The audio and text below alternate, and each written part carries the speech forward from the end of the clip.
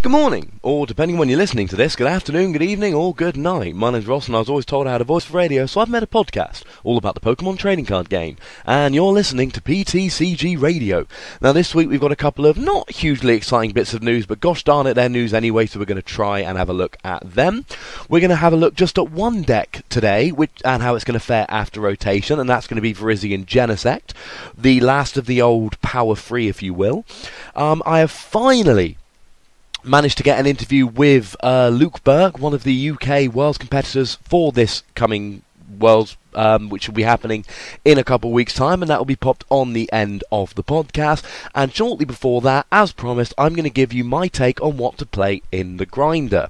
Bearing in mind, of course, that I am only talking about the grinder, my preview of Worlds itself and players to watch at Worlds and decks you should be looking out for at Worlds and all of that good stuff will be next week. Next week will be my pre-Worlds show, which is arguably a teensy bit late given that it's 2 days before the grinder, but I don't really want to give my pre-Worlds show more than a week early because all kinds of things could happen between now and then which could shake things up. So there we have it, gutted. I'm sorry if you wanted it a little bit earlier. But first, let's have a little look at the news. And there's not a huge amount, as I've said.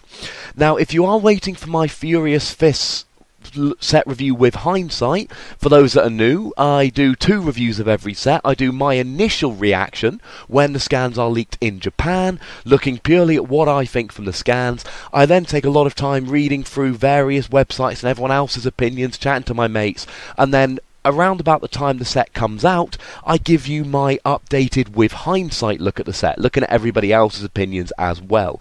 It's not going to be this week, and it's not going to be next week, and it's not going to be the week after, because that will be the week after Worlds, and we got other stuff to talk about, but it will be coming in the near future, so don't you worry your pretty little heads about that. So, it has been announced the promos we're getting in the blister packs. That's where you get 3 packs of the latest set and a promo card. And it's going to be a Trevenant, which kind of sucks. It does 20 in confusion for a single psychic energy. It's weak to dark.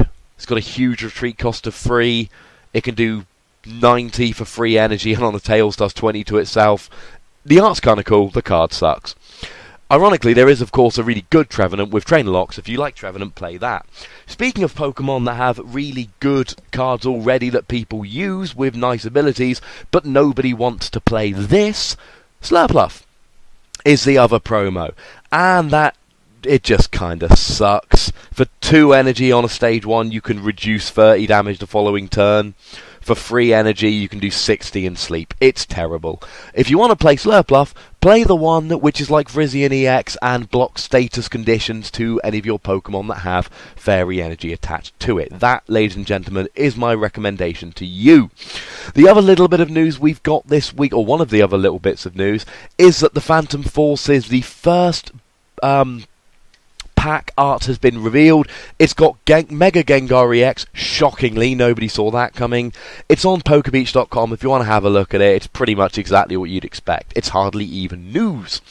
And the set list, or the list, if you will, for the 2 theme decks from Furious Fist have been released. There is Enchanted Echo, the one with Sylveon. It's got Noibat in. It's got the Tornadus, got a couple of Sylveon.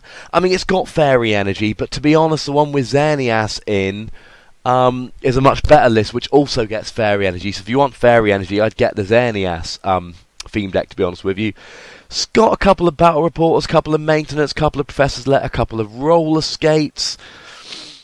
That's about it. Dark Hammer's got the Pangoro. It's got a single Machamp in, but that's the pre-release promo, and that looks cooler. It has got one of the Landorus in. I believe that's the Landorus that I was talking about last week that does 20 and attaches an energy from your discard pile. So that one might be worth a look, but I'm sure you can pick that Landorus up for less than a tenner. It's got a couple of Corinna in. It's got an Evo Soda, a Pokemon Center Lady, couple Prof's Letters, 2 Sycamore, 2 Roller Skates. If you're completely new and you want a fighting deck, I mean, it's got fighting energy in, it's got one of those Landorus in, and it's got a couple of Corinna. So, I've seen worse. theme decks, and certainly it's better than the Enchanted Echo Sylveon deck, but neither of them are particularly good. I'd stay away from both of them if I were you. And the last little bit of news this week is, and I don't have the list in front of me, so this is going to be slightly incomplete, I will warn you now. There has been a slight revision to the rotation next year. Don't get excited, it's nothing big. The XY trainer set has been included as a legal set. I mean, everybody knew that was going to be the case anyway. I believe Dragon Volt has been confirmed as not being in it, which has happened anyway. And one change, which doesn't really change anything but makes complete sense, instead of Black and White Promo 55 and up being legal, it will be Black and White Promo 51 and up being legal. Don't get excited, Tropical Beach is Black and White Promo 50, that's still not going to be legal next year. The two changes it really makes is that the Plasma Storm pre-release Crobat and the Boundaries Crossed pre-release Flygon are both legal. This made absolutely no sense because the actual set versions, which were released in the sets themselves, were legal, but the pre-release promo, which was released as a promo for the set, which is still legal, were not legal, which made no sense. Now obviously you could play the pre-release promos because if any version of a card is legal, then all versions are legal, as we talked about with the rotation podcast 2 weeks back, but it's just something worth noting. So that's that, and that is the news for this week. So what I want to talk about now is Virizion Genesect after rotation. Now Virizion Genesect is the kind of deck that people look at and initially they think, well, hang on a second, we've still got Virizion, we've still got Genesect, we've still got G-Booster, we're doing alright. It hasn't lost anything which is absolutely key to the deck, in the way that Plasma, for instance, lost Blend Energy and Prism Energy, and Evil Tau lost Sableye and Dark Patch. In a cards which are really pivotal to the actual running of the deck, Virizion Genesect hasn't lost any of them. But I've identified, and again, I'm not talking about little cards like Pokémon Center, which one or two people may have played in the past, although that is a valid card. I'm talking about deck cards which regularly see play and can almost be seen as staples of the deck, or at least are played by a significant proportion of the players. The first one of these is Sky Arrow Bridge. Now, Sky Arrow Bridge was released in the Next Destiny set, and to the best of my knowledge, it has not actually been reprinted. Now, Sky Arrow Bridge is a card which allows you to reduce the retreat cost by one of every basic Pokemon. Now that meant that your Virizion had free retreat, it meant that your Genesect had free retreat, and it also basically meant that any tech Pokemon you put in, something like a Pikachu, would have free retreat, because a lot of people played Virizion Genesect with Raichu.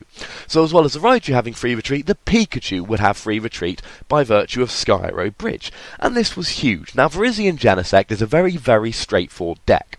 You want to get 2 Grass Energy on your Virizion, and in every turn, for the first 2, maybe 3 turns, you want to say Emerald Slash. And you're going to do 50 damage, 70 with a Muscle Band. Maybe more if you choose to play Hypnotoxic Laser Verbank City Gym, which most people aren't nowadays, but has seen a fair amount of play in the past in Virizion Genesect.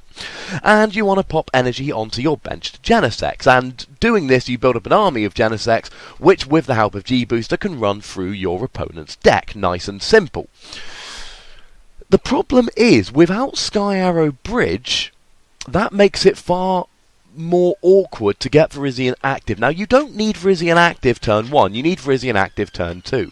The one thing you cannot afford to do in Virizion Genesect is attach a Grass Energy to Genesect and then use that energy to retreat, because you need to have 2 energy on Virizion, and turn 3 is too late. You've got to have it turn 2. And the thing that always made Virizion Genesect so good was the fact that you could have pretty much always, and it's so amazingly consistent, 2 energy on Virizion, turn 2 using Emerald Slash. Now without Sky Arrow Bridge, that's going to make it more difficult to have that Virizion active. Now don't get me wrong, we've still got Switch, we've still got Escape Rope. You can still play for Virizion, there's a decent chance you'll start with it anyway. But the point is, before, say you had a Juniper in hand, and a Sky Arrow Bridge and a Virizion active, but no other Pokemon. You could play the Skyro Bridge Juniper, and then if you drew into, something else other than the Virizion active, you could play down the Skyro Bridge, play the Juniper, and then if you drew a Virizion, you could then retreat to the Virizion. Whereas if you open Juniper over Switch, no Virizion but a Genesect active, you've got a Juniper to switch and hope you draw into another one in order to get the Virizion active in place of the Genesect. Now, Genesect, of course, has Colress Machine, which attaches a Plasma Energy from your deck, and this can be used as a pseudo-switch. You play Colress Machine, you attach the Plasma Energy to the Genesect, and you use this to pay the retreat cost. It's not ideal, it's a nice kind of last resort. But this was always an extra to Sky Arrow Bridge. We don't really want to be using it in place of Sky Arrow Bridge. Now, this is not a deck-killing problem, but it's something awkward. It's going to make Virizion Genesect players miss that turn 2 Emerald Slash, not often, but more often than they otherwise would. Certainly you'll have to play more Switch cards. The problem, of course, is that if you're playing more Switch cards in space of Sky Arrow Bridge, then you're not playing counter stadiums. Something like Strong Stadium, I think it's called, or Fighting Stadium, or whatever it's called. The new stadium from the Fighting set, which does an extra 20 damage to EXs. And with Virizion Genesect, as I've said, you want Virizion active, he's an EX. Skyro Bridge would have been, I should say, a nice counter to that. But it isn't anymore. That's a problem. So, it's something to look out for. It's not a deck-killing problem, but it's a problem. The other main card that they've lost is Super Rod. Now, Super Rod allowed you to shuffle in a combination of free Pokemon and energy from your discard pile back into your deck. And for Virizion Genesect, this was almost exclusively used to get free grass energy back in the deck. Now, I've talked about Virizion Genesect at length in this podcast over the past year since we've had Virgen as a legal deck. And one of the things I've always said in terms of its biggest weakness is that if you can run Virizion Genesect out of energy, you are going to win the game. So if, for instance, you can kill the Virizion before it gets off an Emerald Slash, you are going to win because they've got nothing. If you can kill a Virizion after the first Emerald Slash, then they've still got a chance because they've got a Genesect out, because they'll have 2 energy on it and they can attach a third, and they can work with that, but it's very, very awkward.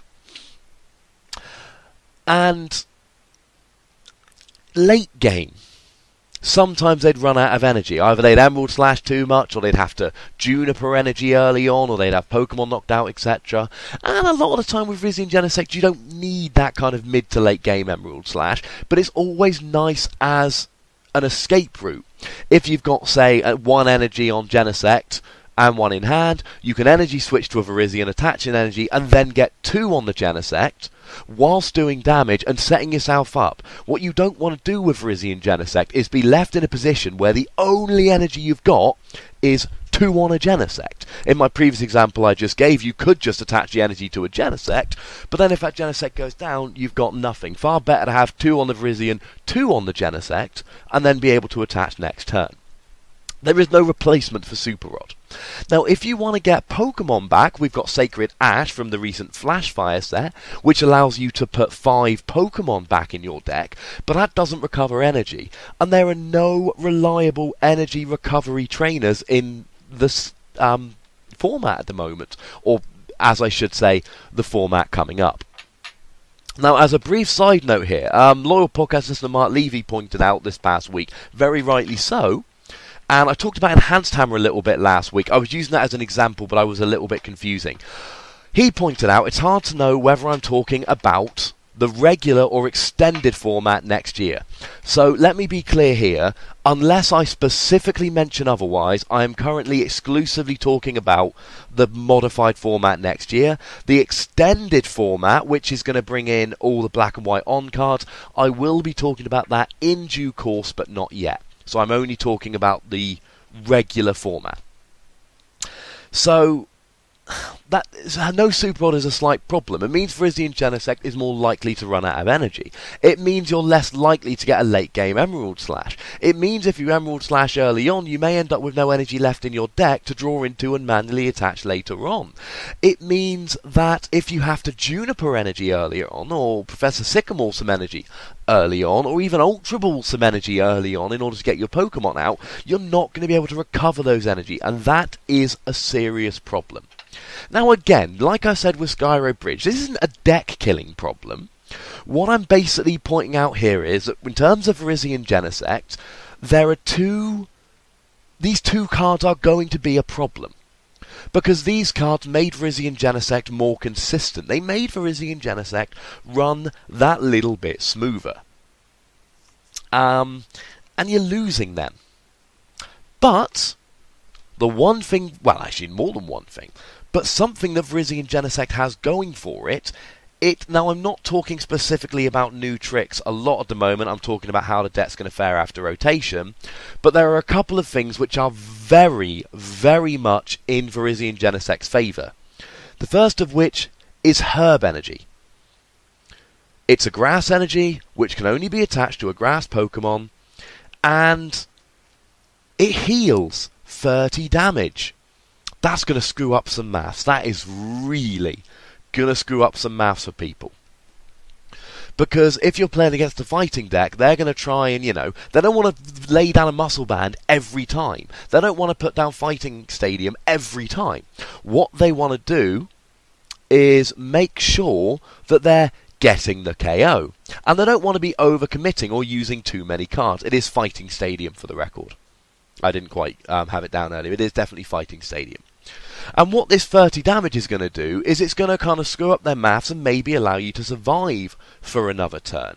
You can put a few of these in. Now, these can't be used with Emerald Slash, I believe, because they are Herbal Energy. They're not Grass Energy, so they can't be used with Emerald Slash. But why would you want to unless you're desperate, because it doesn't heal the 30 damage unless you attach it from your hand.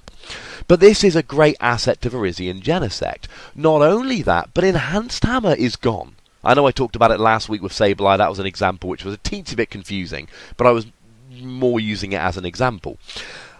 But Enhanced Hammer's gone. Now we've still got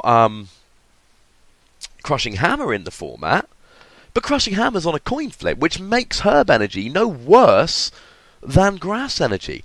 In the last format or so, we had Lost Remover, which went straight into Enhanced Hammer, and basically meant that playing Special Energy was a little bit risky, because it could be gotten rid of so easily. That's not the case anymore, which is fantastic. As a side note, Virizion Genesect is a deck which often had more space than your average deck. Therefore, it had the space to play things like Enhanced Hammer, and that's a slight loss, especially with all these fighting Pokemon coming around with their strong energy and all of that rubbish. But with Plasma being less of an issue, and Virizion Genesect wanting Herb Energy, the removal of Enhanced Hammer, I would say on balance, has probably just helped Virizion Genesect more than it has hindered it. The other thing about Virizion Genesect is it preys on EXs. Now let's take Seismitoad for instance. Now I've bigged up Seismitoad, and I'm going to continue to do so. I'm going to go and buy a bunch of these probably soon, because I think Seismitoad's going to be a beast of a card next format.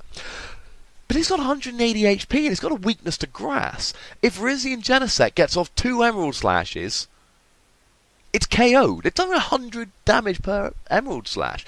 Not only that, but your Genesect doing his standard Megalo Cannon for 100 damage is doubled to 200 and will KO a Seismitoad without using G-Booster. Maybe your opponent is going to bring out something like a Landorus or a Lucario or something with which to back up Seismitoad. Brilliant! Stick on a G-Booster, you get the one-hit KO anyway.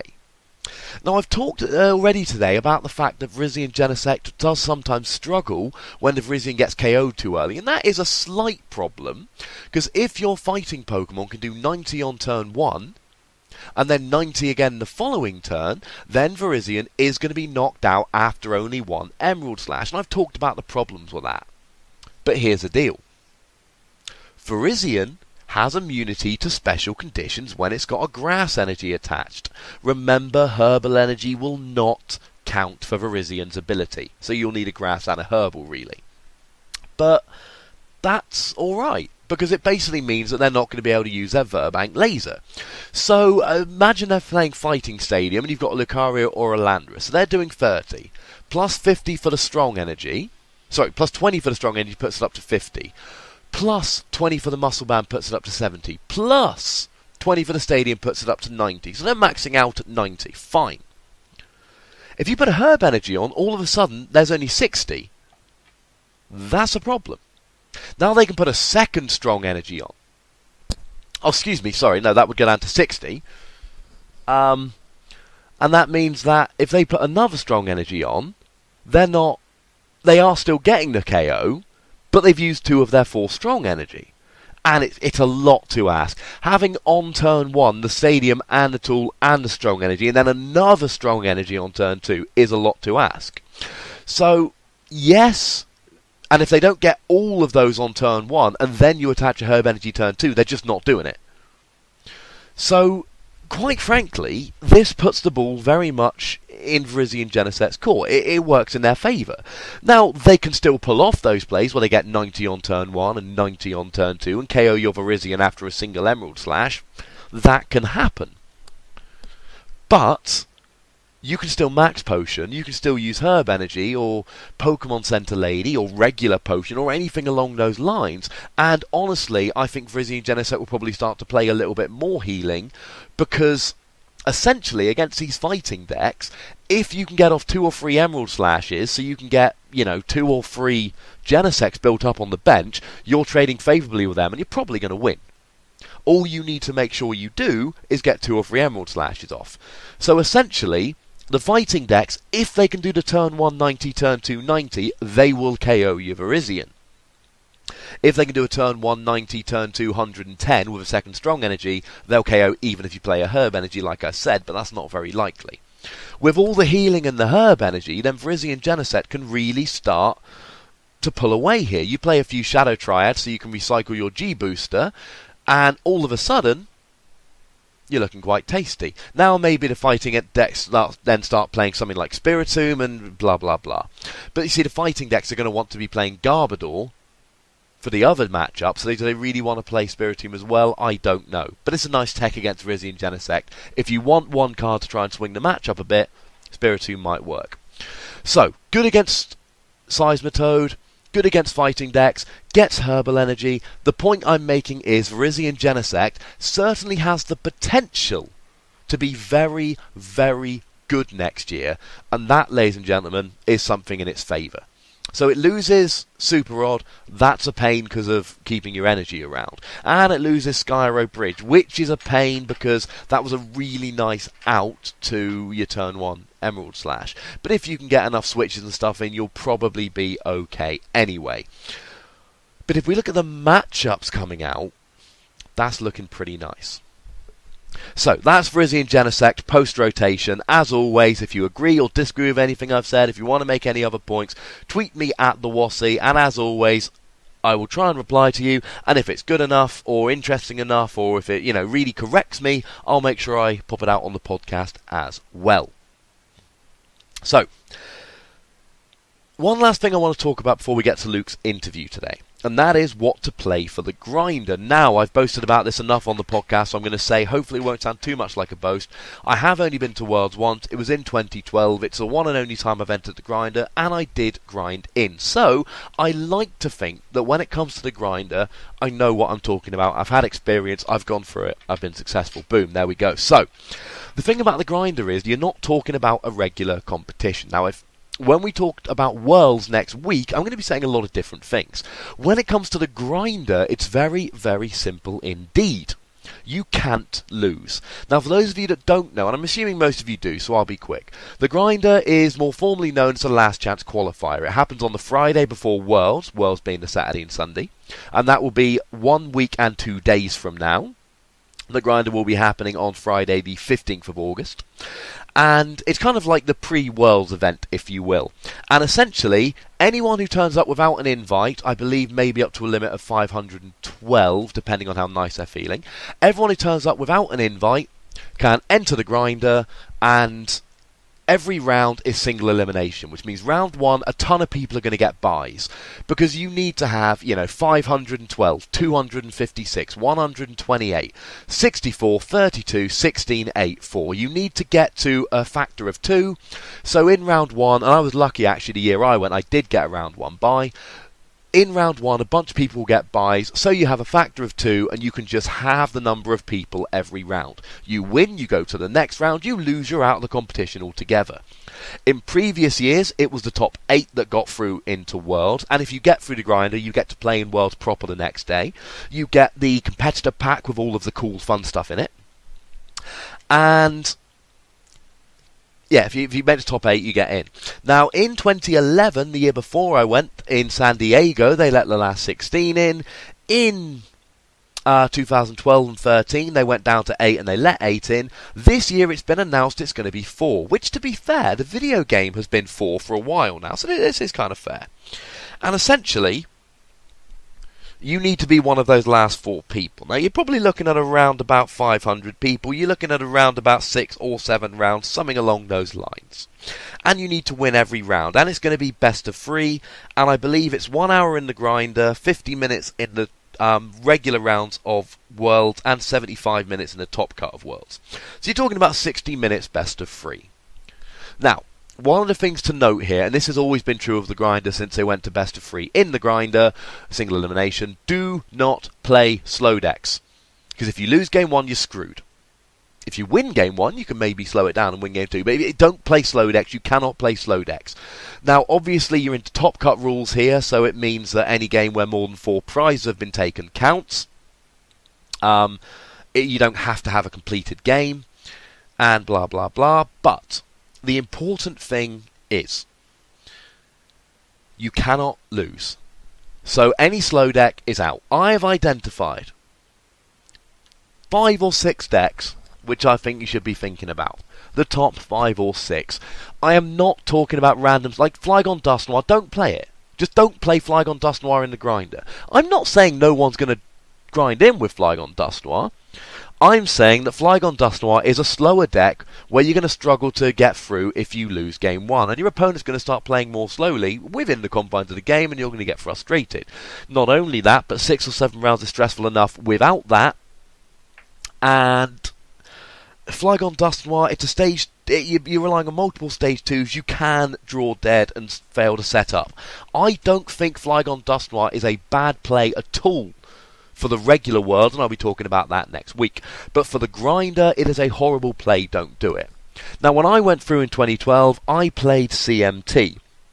This essentially had Mewtwo, as we know now, Tornadus EX from Dark Explorers, which was also the promo for Legendary Treasures, and I didn't play any of the regular Tornadus like a lot of people did, and it had Celebi, which allowed you to attach an extra grass energy a turn, etc, etc. And I made my deck for 2 basic purposes. Purpose number 1, be fast. Sorry, 3 purposes. Purpose number 1, be fast. Purpose number 2, win the mirror. Now, the way I won the mirror, that was a lot of people were in that deck. You had Smeargle, 70 HP, Shaman, 70 HP, Celebi, 60 HP. And you had Plus Power back then, which was a trainer that did 10 extra damage, and Junkarm, which was Dowsing Machine, except it wasn't an A-Spec, so you could play 4. So what I did was I got Tornadus EX out with a DCE, and we also had Pokemon Catcher without the flip, and 4 Junkarms, Dowsing Machines. So essentially, the way I would play the mirror is just get Tornadus EX out and just capture all of the small Pokemon they put down for easy prizes, while they tried wearing down my Tornadus EX, and not benching any of the little ones myself. And I played 1 mirror and it worked perfectly. The last thing is, beat the best deck. Now, in 2012, it was easier. Darkrai. Everyone was playing Darkrai. So although I had my CMT, I built it with a bit of a focus on Terrakion. A few fighting energy, a couple of Terrakions, loads of plus powers, because everyone played Eviolite back then, so you needed a plus power to go through the Eviolite. And I made it so that deck just didn't lose to Darkrai. Now it had weaknesses. It was incredibly weak to Vileplume Excelgor. Vileplume Block Trainers Excelgor is the one we know nowadays. But that was fine, because that deck was really slow, and I could have met it in the early rounds of the grinder, but I knew if I avoided it round 1 or 2, it wasn't going to come back to haunt me, because it wasn't going to last. And I was right. There were a few in the grinder, they went out in the early rounds, and I avoided it.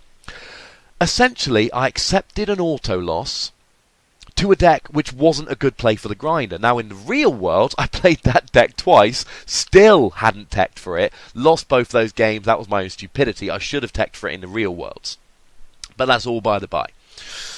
Had the Donk and went second both games, annoyingly. That was when you could attack turn 1. But the point is, you can't play a slow deck, which is why... And you can't take an auto loss. Now, you can take an auto loss to a deck which isn't going to see play. Using 2012 as an example, like I just said, Excelgor Vileplume was a terrible play because it was too slow. I had an auto loss to it, but it didn't matter because I assumed they'd all go out early, and they did. Now, had I been paired against one of them early, I'd have been screwed. But I wasn't, so it all worked out fine. Now, there is no top deck this time. Essentially, here's what we've got. Pyroar, Yveltal, Plasma, Virizion, Big Basics. So you can't just beat the best deck. When I went through the grinder, I had a buy, I played CMT, and then it was Darkrai, Darkrai, Darkrai. My deck beat Darkrai, so that's basically how I ended up getting in. It wasn't some kind of supreme skill, it was I made a deck that beat the top deck, and I kept playing the top deck. You cannot do that this year. There is no top deck to play against. It's a bit of a rock, paper, scissors format, like I talked about last week. So, here's the possible decks and why I think you shouldn't play them. Pyroar. Now, when I say Pyroar, I'm not talking Pyroar, Charizard, or any of that rubbish. I'm talking about the good Pyroar lists. The ones like Michael Pramwatt played at US Nationals. No, that list is pretty much everywhere now. I haven't done a deck breakdown on my YouTube channel. Check it out, by the way. Go to YouTube, search PTCGRadio. It's wonderful. Please do, if you haven't already. Seriously, pause this, go now. Don't pause it. Leave this playing while you go to YouTube and find it. If you're out walking about, make a little note on your hand, make a note on your phone, etc. Go check out my YouTube channel. I haven't done a deck breakdown of this, but I hope to do so in the near future. These are lots of Tropical Beach, lots of switches, roller skates and trainer draw, and pretty much mono Pyroar with one Charizard, one Mewtwo. Now, I talked a lot about how to beat Pyroar with Plasma by killing other things or War of Attrition. This Pyroar deck doesn't allow you to do so. They're playing a lot of switches. They're playing 4 Blacksmith. They don't bench enough for you to kill other stuff, and there's too many switches and Blacksmiths and trainers in there for a War of Attrition. It's going to beat stuff like Plasma.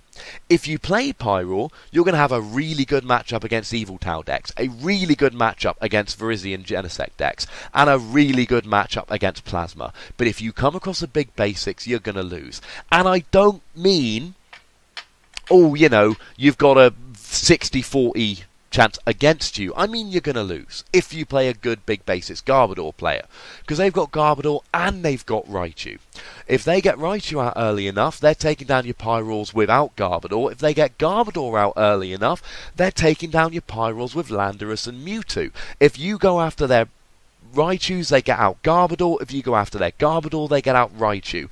Now, it's not an unwinnable match, but it's very, very, very unfavourable. We saw that in the finals of US Nationals. I believe when I did my first games video on my YouTube channel with Big Basics, I played against a Pyroar, and a similar thing happened. It's very... because it's not just the fact that they've got Garbodor, it's that they've got Raichu, and that they've got Garbodor with 1 energy attackers. Pyroar with 3 energy, Mewtwo, Muscle Band or Laser, boom, 1 DCE, your Pyroar goes down. Landorus is doing 30 plus maybe Muscle Band plus maybe Laser to the active Pyroar and 30 to the bench. Not to mention the fact that they're getting early. You know, Mewtwo with a DCE Muscle Band Laser turn 1 is killing your Litleo. It's just a really unfavourable matchup. Now, if you play Pyroar, you could grind in very quickly and easily. If you just play against Virizion, Genesect, Yveltal decks, and Plasma, you could grind in without breaking a sweat. But Big Basics is a very good deck, and if you come across that, you're probably going to lose. Yveltal decks. Now, Yveltal Garbodor is not as good as Big Basics Garbodor, for a couple of reasons. Number one, you're not going to be playing Yveltal Garbodor Raichu, that's too inconsistent. It's one or the other. So if you're only playing Yveltal Garbodor, the Pyroar player can go after your Garbodor, and you can't be setting up something else instead. I don't think you've got enough space to go Garbodor and Raichu. I did a deck breakdown on my YouTube channel of Yveltal Garbodor. I don't think you can find 4 spaces in there to cut and stick a 2-2 Raichu line in. So the fact of the matter is, whereas Big Basics has got the Raichu and the Garbodor, you don't, you've just got the Garbodor. Not only that, but the Big Basics deck has got Landorus for a Fighting Energy, Mewtwo for a DCE, you've got Yveltal for 2 energy, Absol for 2 energy, Darkrai for 3 energy, etc. You don't have quite as efficient attackers. Pyroar isn't just beaten by sticking Garbodor in your deck. Pyroar is beaten by sticking Garbodor in your deck, having quick, efficient attackers to do some damage pre-Garbodor, and by having an extra out for if your Garbodor goes down. That is why Big Basics is so good against Pyroar. Yveltal Garbodor is not. Now, don't get me wrong, Yveltal Garbodor is amazing. Hopefully you've listened to a lot of these podcasts by now. If you haven't, go back and listen to them on iTunes or SoundCloud, not SoundCloud, or WordPress, PTCGRadio.wordpress.com, or even on YouTube. They're not all on there, but a lot of them are. And one of the things I've been saying is, in these Nationals, Yveltal's been winning. Yveltal Raichu is fast, it's consistent, it's got a really good Lugia matchup, it's got a good Mirror matchup, it's quite good against Virizion Genesect. It's not bad against Big Basics, so it's not great. It's got a lot of 50-50 matchups, but it's not... I think the format has moved past it a little bit, because you're losing to Pyroar, you're losing to Big Basics. I've always maintained it loses to Plasma. It used to be a really good play, and I just don't think it is anymore. There was a time a few months back I couldn't see anything other than an Yveltal deck winning Worlds. Now I would say that would be a surprise more than anything. The third deck is Plasma. Now, Plasma, I'm talking about TDK, Thundurus, Deoxys, Kyurem. This would have been my choice for the grinder before US Nationals, because as I've said many times, the Pyroar lists floating around weren't good enough. I didn't like the Pyroar lists. Now the Pyroar lists have changed, and the Pyroar lists are better, and now, quite frankly, the Pyroar decks are good enough. And it's just not working anymore. You're not going to be that successful. So, unfortunately, as much as it pains me to say, I don't like Plasma. You've got a fantastic Big Basics matchup, because Deoxys is really efficient against Mewtwo, and Kyurem is really efficient against Landorus, and Raichu doesn't really hurt you, and Garbodor's a bit of a pain, but it doesn't hurt you that much. You certainly don't need it. You don't need it to kill Mewtwo with Deoxys, and you don't need it to kill Landorus with Kyurem. I mean, you're two-hitting very easily with a Muscle Band with no Deoxys. You're one-hitting either with Deoxys or with a second attack for just free energy, one of which you can put on with a Trainer Cut. But Plasma, and it's got a good Yveltal matchup, and a somewhat even Virizion Genesect matchup, but it's got no Pyroar matchup. It really doesn't. Old Pyroar decks, as I've said on the podcast, War of Attrition, kill other things, no longer applies.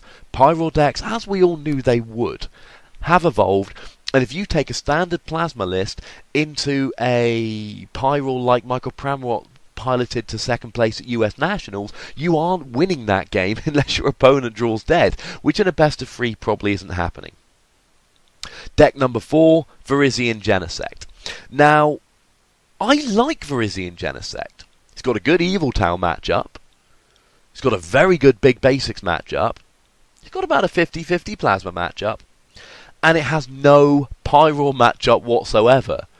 I mean, aside from the fact that they're blocking you, except for your Raichu, they're one-hitting your EXs, and your 2-2 Raichu line is not going to be enough. Like I said when I was talking about Big Basics and Evil Towel with Garbodor, just a 2-2 Raichu line won't beat Pyroar, because they can just Catcher or Lysandra up your Pikachus or Raichus before they're ready to attack. And that's the other thing these Pyroar decks are playing, as well as the trainer-based draw engine to make it fast, the multiple tropical beat switches, blacksmiths for consistency.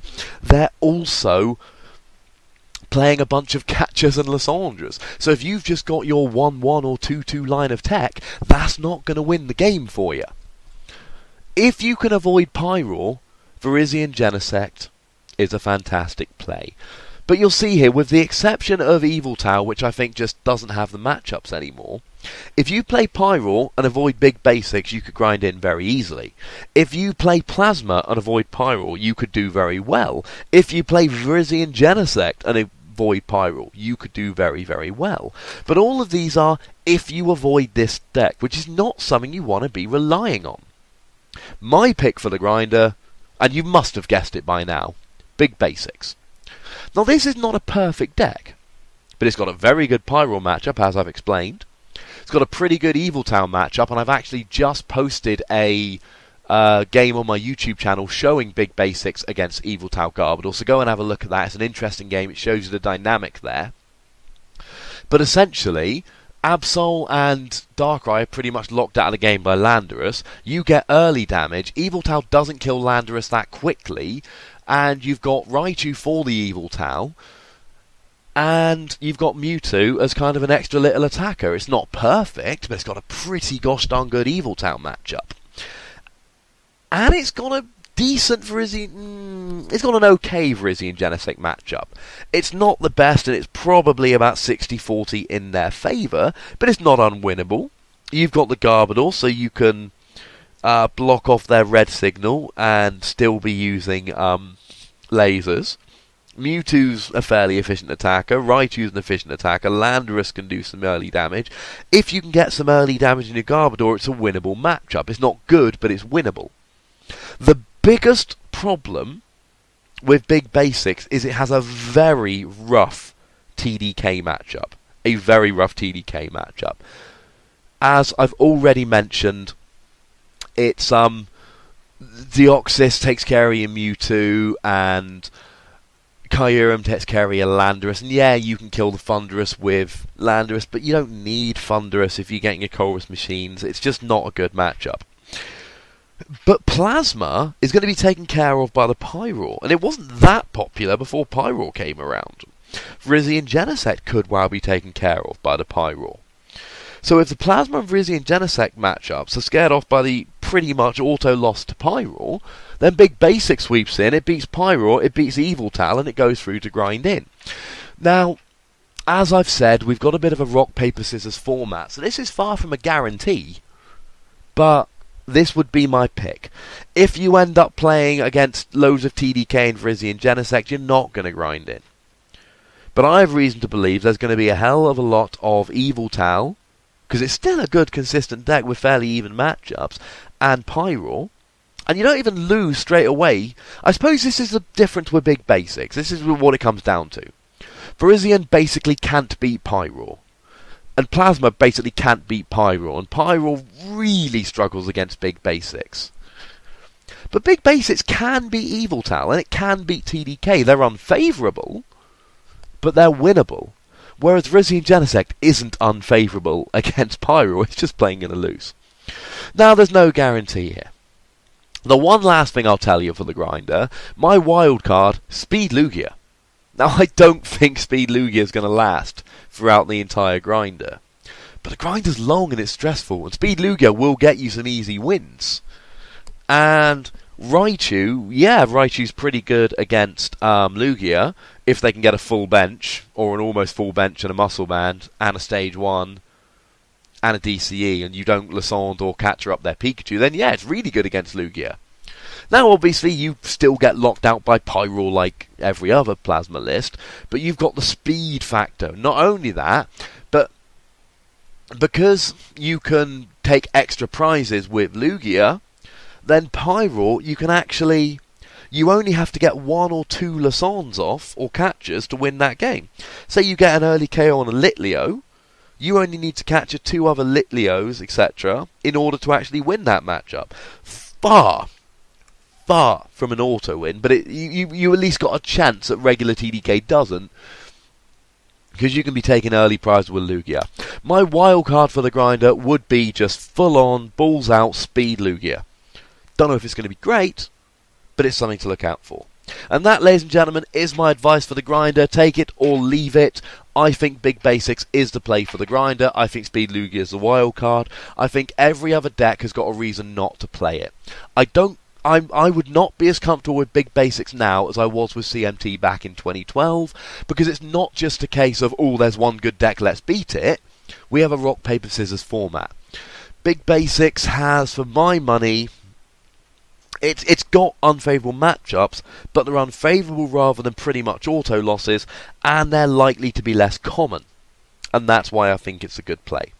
Now, we're going to finish off today by talking to Luke Burke. He's a chap who's been playing for quite a number of years now.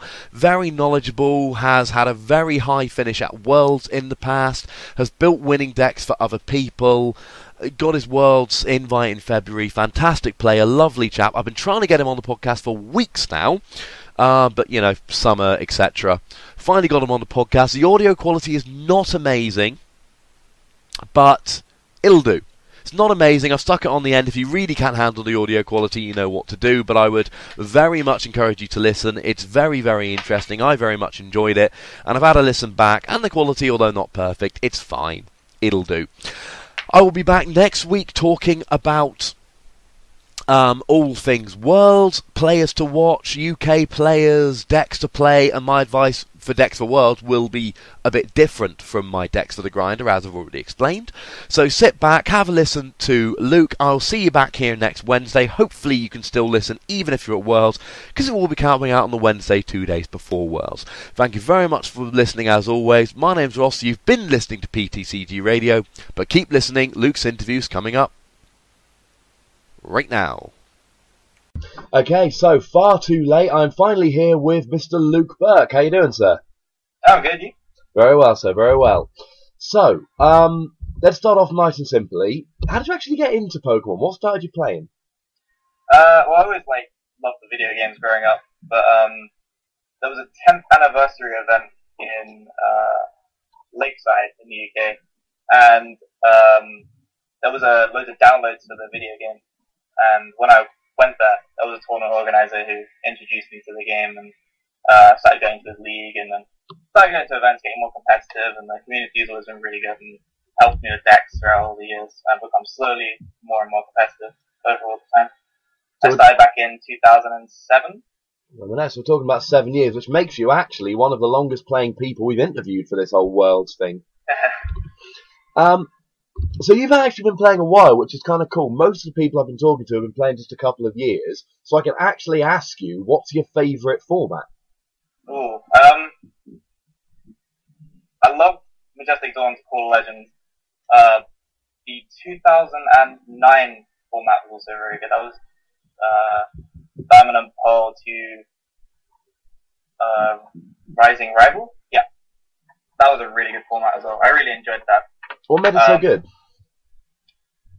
I love the search. One thing I really dislike about the way the cards are designed right now is everything is to do with draw. So every single time you play a card, it's a statistical chance of you getting what you want. But back then, you're like much more likely to be able to draw everything. You know, you had things like God of War's Telepath, you had Cladle's Cosmic Power, which were your draw power, but you would search for those cards with your support to stuff. So you'd have much more access to your deck, and it felt more like there was much less luck involved. It felt more like a game of chess. Well, now it's a lot about the game of odds. So essentially, you were saying was that the game, it allowed you to have access to your deck, so it became less of who could actually draw what they wanted and more who could actually use what they had effectively. Exactly, and you can see how lists have changed over the years. If you were to look at a deck back from 2009 or 2011, there were lots of one-offs of cards. You know, you'd have supporters that you played one copy of. I mean, back in the day, we had a Holon Transceiver, which was a trainer where you could search your deck or your discard pile for a supporter with Holon in its name. and it meant that you could actually get away with playing one copy of a supporter that your deck relied on because you had 5 Ouster in your opening hand. Well, right now, no one's going to really drop below 4 Juniper, 4 M with every single deck. You might have like a one-of tech Pokemon that you can search it with Ultra Ball, but generally, if you need a card for a certain matchup, you have to play more than one copy because you can't rely on yourself drawing it when you need it. Something like Tool Scrapper, we see people, normally 2 is the go-to number for a deck that really allows an ability, but you can go as far as seeing people playing 3 with Dowsing Machine, even though they might only need 2 to win a game, just because they need to draw it at the pinnacle moment. Well, back then that wasn't always the case. You had much more search, so you could guarantee those cards. Makes a lot of sense. So what about favourite deck? In all this time, is there one deck that's kind of stood out as the most fun to play?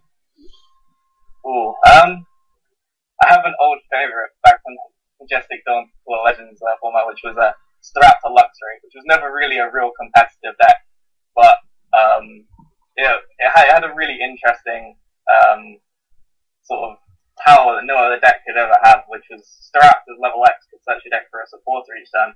I'll let you use lots of the niche supporters like Black Belt, and you could take advantage of things like Twins. And it was just a really fun deck to play, and I've actually still got it built now, and I play it up against a lot of the proper decks from those times, like Carblake's Lux Charms and the UK winning Vargarless from Nationals that year. And how does it hold up? Not very good against the Vargar, but it generally always beats SP variants, which is quite interesting, because it plays, it has the 2/2 Staraptor line and 2 Dragonite, and an Ambipom, which means it always wins those Colorless Wars, which is what that format, the SP Mirror, was very much about the Colorless War. And you normally would always win because you had access to your Arons whenever you wanted it. You didn't have to Cyrus it, you didn't have to predict the turn you needed it. All you needed to do was just take it. It was great fun. Indeed. So let's look forward to this format then. How did you go about getting your Worlds invite this year? So I started off, I missed my invite last year for the first time since I started playing. I was quite frustrated with that. I came 17th for a top 16 cut at Nationals, and I was really determined to get my invite this year, and I went everywhere. I went to the Netherlands 3-4 times for regionals. I wanted to get as many points as possible, as early on in the season, because also there's quite a big exam year for me, so I wanted to hopefully take the pressure off towards when I should be focusing on exams. So I went to, I think, all the last 2 regionals in the UK, as well as 3 in the Netherlands, including the ECC. And I picked I tried to pick a different deck for every single thing. I didn't want to be predictable, but I always wanted to play the deck that I felt was the strongest for every single event. Superb. So did you get your invite fairly early? I think around February. I think it's decently early. There was still 2 more regionals in the UK, which was Wakefield and Sutton Coldfield. Oh, Glasgow, yeah. Superb. Okay. I think, was that one in Wales? There was one in Wales, I think, as well, and didn't go to as well, actually. Makes sense. All right. So you've been to Worlds before, and if I remember correctly, you've actually had a fair amount of success at Worlds previously. Tell us about that. Only once. I had my invite in 2007, but I didn't go to the World Championships. And in 2008, I managed to grind in and then do appallingly the day after, going 2-5. And then in 2009, I got a ratings invite and went 2-5. And in 2010, I got a ratings invite and I went 2-5. And then in 2011, things actually switched. I went 5-2 and then went on to place 4th in the senior division with a Rush Explosion deck. Indeed. I know a lot of people have been dissing, seniors results, but as we've seen for the last couple of years with people like David Cohen and Igor Costa and people like that, they tend to be aging, even this year's US Nationals champion, tend to be aging up and doing well quite quickly. So I think we're beyond the seniors are rubbish argument at this stage. Yeah, I think that's quite ignorant to say that just because someone's a senior means they're bad. I mean, I think there's a correct correlation in that the Masters are generally stronger players, but it doesn't mean that every Master is better than every senior, or every senior is bad, and that every masters good. There are some terrible masters out there, and there are some seniors who could definitely kick them around. We've already seen Ryan Morehouse dominate the UK scene this year, straight after aging up. Yeah, he hasn't even played for very long, has he? He's in 2 years now, I think. Something like that. It's not. Yeah, he's the only person to win more than one regionals in the UK this year. Indeed. So, I mean, what's the plans for Worlds this year then? Are you in a position where you think you can make a good run at it, or is it still kind of go along, see how it goes, have a bash? Format's a bit weird. There's a lot of rock, paper, scissory sort of things. There's lots of people playing Raichu and Dex randomly, which really turns me off of playing any sort of Luke or Evil's variants. I've been playing my Plasma Roman T-Stack for a lot since that I played at Nationals, and Carl Blake got a 4th place finish at Nationals with that deck. It's gone under a lot of construction. It's still changing as every day goes by, but I think we're at the end of where we can no longer improve the deck. I think we have the perfect list at this point, and by we I mean it's myself, Jake Wolven, and Maze Brennan Meyer from the Netherlands, and we've all been working on this deck and testing it a lot. And we think we have a really good deck for the event, and we think we're all going to play it, maybe. But we think it's a good call for the event, and hopefully we'll get a good showing with it this time at Worlds. Sounds like a plan. All right then. So, a couple of things I want to get your opinion on just before you leave us. I mean, you are quite renowned, at least a little bit within the UK, as a deck builder. You said yourself you built the 4th place list from UK Nationals this year. Yeah. Tell us about Lucario and Seismitoad. Do either of those cards for the new set strike you as cards which are going to be amazing, or do you think they're both a little overhyped? Lucario at first was going to be amazing, and then we got the Pantries across the rotation, which I think makes Lucario nearly fully obsolete. Landorus is just a much more efficient attacker. It just does 30 damage for free. I can see people playing this kind of old big basics deck, like when we used to see the Landorus, Tornadus, Mewtwo deck. It'll be more like Seismitoad, Landorus, probably still Mewtwo in there. Probably Garbodor actually, just to get the Pyral matchup down. I think they're very good cards, but I think it's very easy to tech for them. Not as tech, that's not true, but I think there are decks that beat them. I think the Virizion Genesect deck is very strong against both Landorus and Seismitoad variants. I think even just the Virizion smacking away at Seismitoad. The Seismitoad is capping 60 damage if you have Laser Bank and a Muscle. Oh, sorry, no. Laser Bank and a Muscle Band with Garbodor up is doing 60. Yes. Which is not much, and Virizion is doing 100 and still attaching 3 energy per turn. And Virizion Genesect is quite renowned for not needing too many things in the opening turns. It just needs to open with a Virizion and 2 energy to pretty much set from the get-go. And with that herb energy as well, it really, really hurts the Landorus deck, because obviously will rely on doing sponging thing, doing a little bit of damage to the bench, and then finishing it off later with strong energy and the muscle band and all that thing. And then you can actually completely throw off their map by just attaching a herb energy to something, and then they're a little bit screwed. So I really rate Virizion Genesect actually for the rotation. I haven't put too much thought into it because I've obviously got Worlds coming up. No, indeed. No, I'm thinking about that more than most people. All right, so just to finish off then, question I'm finishing off with everybody. And I think I know the answer to this, given on what you've already said, but any plans to slow down in the near future, or are we carrying on full speed ahead? Ooh, this is a tough one, actually. I would love to get my invite again next year. I would hate to miss it again. But I have a very important school year next year, the year before university.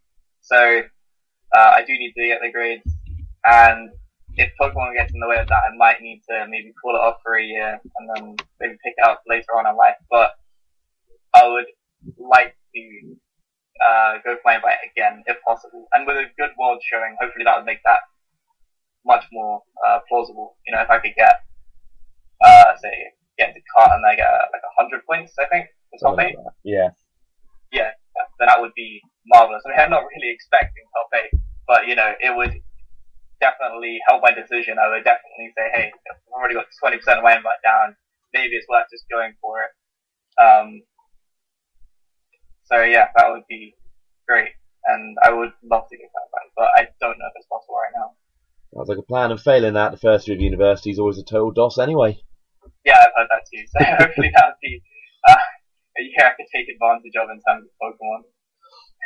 Super. Well, thank you very much for your time, sir, and good luck at Worlds. Thank you very much.